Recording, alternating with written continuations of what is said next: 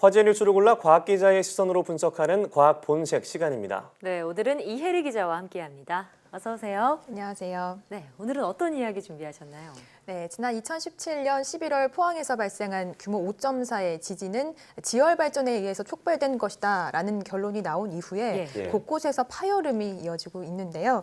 지열 발전과 더불어서 문제 제기가 됐던 사업 가운데 하나가 바로 포항 이산화탄소 저장 실증 사업입니다. 그러니까 해저에 이산화탄소를 저장하는 그런 사업인데요.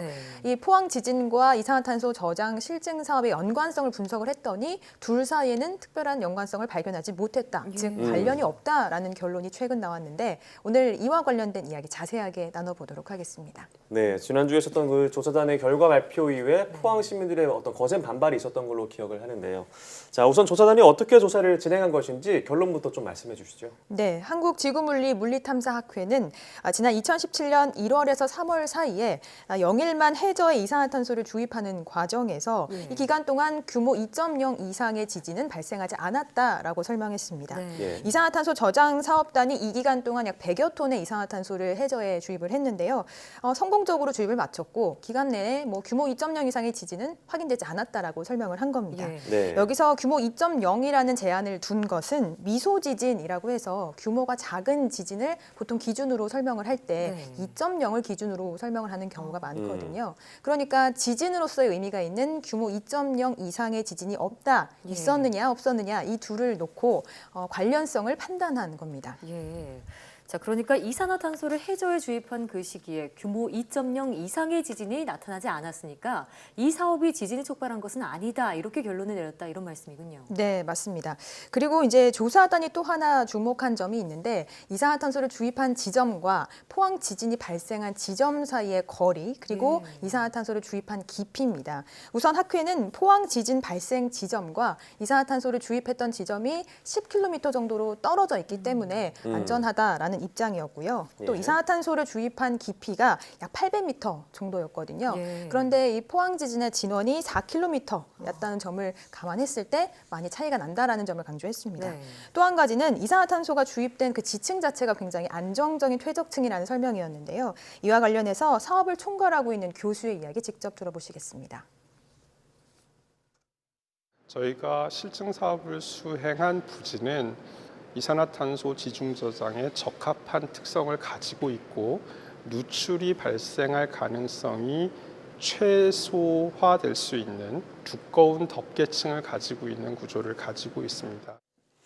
네, 이렇게 이산화탄소를 저장하는 사업을 우리나라에서만 하는 건 아니잖아요. 다른 나라에서는 이런 일을 했을 때 어떻게 지진과 연관된 그런 사례는 있나요? 네, 우선 전 세계에서 인공적인 요소, 그러니까 자연 요소가 아닌 인공적으로 발생한 지진의 건수를 분석을 했더니 한 700여 건 가운데 이산화탄소 주입과 관련된 지진은 다 2건에 불과하다라는 것이 조사단의 설명이었습니다. 또 이렇게 발생한 지진의 크기도 규모 2.0 이하로 매우 작았다라고 덧붙였습니다. 자, 그런데 이산화탄소 저장 사업이 사실 좀 생소하게 들립니다. 이번 사건을 계기로 처음 접한 분들도 꽤 많을 것 같은데 어떤 목적의 사업인가요? 네, 이산화탄소는 대표적인 온실가스죠. 이산화탄소로 인해서 지구 온난화가 더 심해지고 있다는 건 많은 분들이 아실 텐데요. 그런데 이제 화력발전소 등에서 나오는 이산화탄소를 사실 줄이기가 쉽지 않거든요. 그래서 이산화탄소 이 저장 기술이라는 거는 땅속이나 혹은 이제 해저 깊은 곳에 이산화탄소를 저장해 둠으로써 온실가스를 감축하자라는 목적입니다. 전 세계적으로도 온실가스를 줄이기 위한 대안으로 주목받고 있습니다. 네, 이산화탄소 감축에 실효성이 있는 기술이라고 해도 어떤 인공적인 재해에 영향을 미친다면 다시 한번 좀 생각해봐야 될 것 같은데요. 자, 이렇게 주민들의 반발이 거센 상황에서 이 사업이 좀 계속될 수 있을지도 좀 미지수인 것 같아요. 네, 그렇습니다. 우선 말씀하신 대로 시민들이 굉장히 강하게 반발하고 있습니다. 포항지진 범시민대책위원회는 포항지진과 이산화탄소 실증 사업 사이의 연관성 조사가 단순히 2017년 11월 15일에 일어난 단 한 건의 지진만을 두고 한 것이기 때문에 단순한 조사다라고 반발했습니다. 범대위는 앞으로 일어날 수 있는 여러 가지 지진 가능성, 그리고 심각한 환경 오염, 그리고 또 만약에 땅속에 있는 이산화탄소가 누출됐을 때 위험성, 여러 가지 가능성을 두고 조사를 해야 한다라고 강한 반감을 드러냈습니다. 또 재해가 났을 때 현재로선 지역 주민에 대한 적절한 보상책이 없는 상황이기 때문에 주민들의 불안감은 더 커질 수밖에 없는 상황인데요. 예. 포항 지진 이후 이 사업이 현재 중단된 상태인데 예. 현재로선 이 사업이 재개될 수 있을지는 좀 미지수인 것으로 보입니다. 예. 그러니까 지구 온난화를 막기 위한 그런 사업의 목적에는 누구나 공감을 하지만 앞으로의 위험성을 고려하지 않았다 이런 시민들의 지적은 일리가 있어 보이는데요. 국내에 전례가 없는 그런 시설이잖아요. 전문성과 안전성을 충분히 따져서 사업 재개 여부를 결정해야 할 것 같습니다. 네.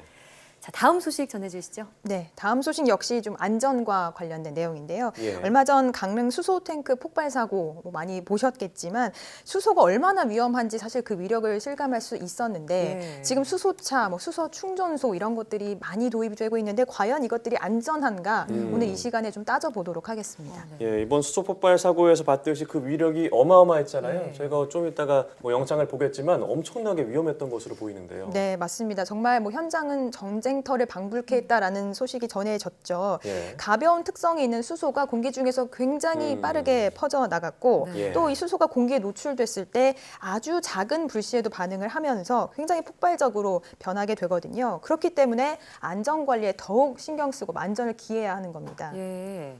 자, 지금 영상을 보니까 진짜 전쟁터라는 표현을 쓰셨는데 그 말이 딱 예. 맞는 것 같습니다. 네. 간판도 다 떨어져 있고요. 네.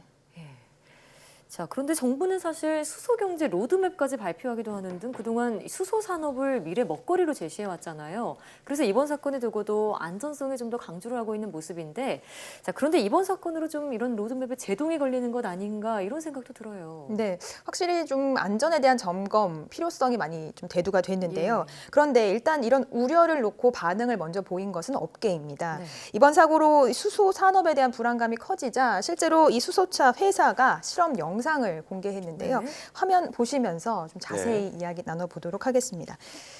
수소 전기차에 저렇게 압력을 강하게 가한 테스트 중인 모습이고요. 거죠. 네, 뭐 수소 탱크에 저렇게 불도 붙이고 어. 여러 가지 총을 쏘는 실험까지 진행을 했습니다. 예.